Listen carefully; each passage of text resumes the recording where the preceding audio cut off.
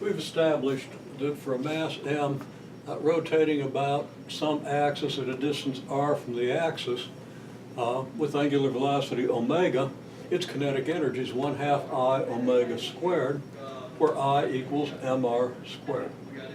Now, to see why that's true, just to remind everybody and to just do a very simple proof of this. We know that kinetic energy is 1/2 mv squared, and an object moving at distance r from an axis rotating at angular velocity omega, by the definition of a radian, which we need to be constantly reminding ourselves, has a velocity r omega. So v is r omega, or omega r as I wrote it down, okay? So that we replace v by omega r, and we get this, 1/2 mr squared times omega squared. And the mr squared, that's just what we said I is. So we replace mr squared with I, and we get 1/2 I omega squared. That proves this. Now, you need to do more than just prove it with symbols. You need to understand it, but and basically it means you need to understand why the speed of the thing on the in its path is equal to r times omega, and it just comes down to the definition, as I say, of a radian. We also know that in general, for an object that has many masses, you can just add up all the mr squareds, and it's going to turn out, if you have a continuously distributed mass, you'll be able to set up an integral. Well, it depends whether you can actually describe the region, but you can at least theoretically set up an integral that you can perform to add up all the mr squareds for infinitesimal m's for as well. We'll deal with it. You basically add up all the mr squareds and take that to a limit and get an integral, and it's really not that difficult, especially for like one-dimensional objects, or objects that be reduced to one dimension. Okay, so we have this, and this is really all we know about moment of inertia, because this is where we started.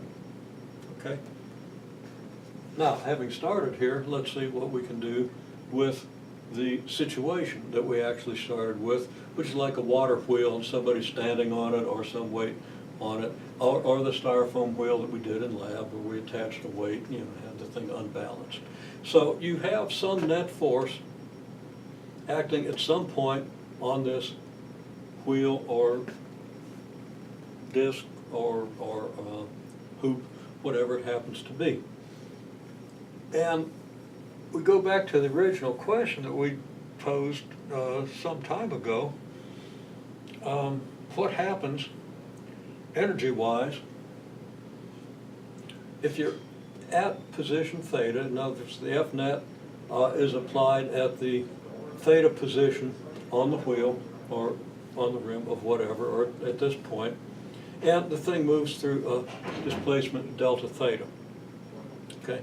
Well, first thing we have to do is sort out these angles, and we need to actually get fairly good at doing this, but it's kind of a challenge. As I said, not sure what people are doing in high school geometry courses these days, but I don't see many even really bright students who come out able to reason this way. So you need to kind of learn. Okay, I gave you the hint. What's perpendicular to what? Well, first of all, no, I asked the question, okay? I asked the question, I got one very good answer. First, we enlarged the picture to show the situation. Here's our delta theta, and of course I didn't draw the axis and the angle theta, but we understand this point here is at the theta position. And theta is measured from the positive x-axis in the counterclockwise direction, as always. Okay? So what's this angle here? Why do we need this angle? Well, I asked the question, okay, how much work is done? How much work is done by the net force? And I got a very good answer. It says you just project well, I said you use the parallel component of one of these vectors on the other, then multiply it by that other vector. That's not exactly the word, but that was exactly what was said. And I don't remember which vector was to be the parallel component, of which vector were to take the parallel component, but it doesn't matter. Okay, so you could do delta S parallel multiplied by F net, or you could do delta F net parallel times delta S. The way I've chosen to do it here, it's F net times delta S parallel, meaning the F net force times the component of delta S parallel to F net. Well, that component is calculated easily enough if you know this angle. Okay, so I call the angle alpha. What is the angle alpha? Now, this comes from this picture, so again, we know that this is at angle theta with respect to the positive x-axis. Okay, people had a hard time. People had a hard time. It comes down to this. Delta S is perpendicular to this. What's F net perpendicular to? Think about it for a minute. Well, F net is perpendicular. F net is vertical, so it's perpendicular to the horizontal. Okay?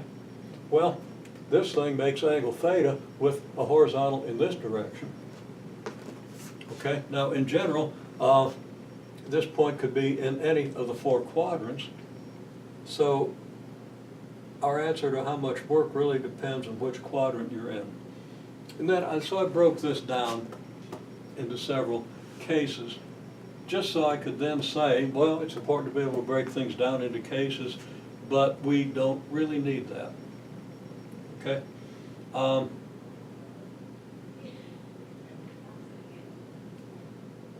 But when we do, we get expressions like, well, delta S parallel is going to be delta S times cosine of alpha, or maybe negative delta S times cosine of alpha, again, depending what quadrant you're in. And alpha could be theta, or 180 degrees minus theta, or 360 degrees minus theta, whichever makes alpha between 0 and 90 degrees. You got all these cases. We can cut through all that. So one reason I did all this was to say we don't really need to use all this. We can come to this picture. Okay? And everything reduces. Now, I haven't made all the connections, but everything reduces to this. Here's our F net. We let R be the radial vector from the center out to this point at which F net is applied. Then this triangle here is similar to this triangle here.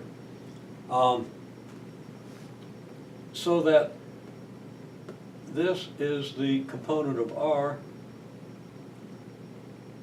that's perpendicular to F net. The angle here is theta, so this component here, okay, this component just has magnitude R cosine theta, magnitude of R cosine theta, and that's just the radius times the cosine of theta. Okay, that's not even all that important. This would be your component of R perpendicular to F net. And that's the key thing we want to see. So we can say now that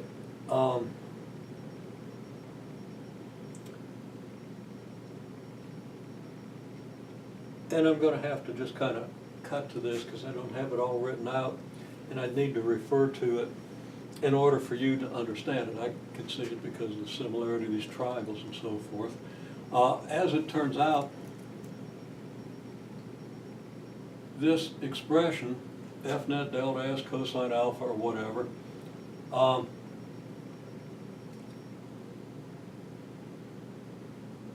is equivalent to the expression you see here. But I'm going to stop at this point because I think I do want to write a few things in so I can make these connections a little more clearly. And then talk about exactly what all this might mean and how we can use this to simplify our concept of rotational dynamics. Okay, the effect of a force at a given angle at a given point on a rotating object.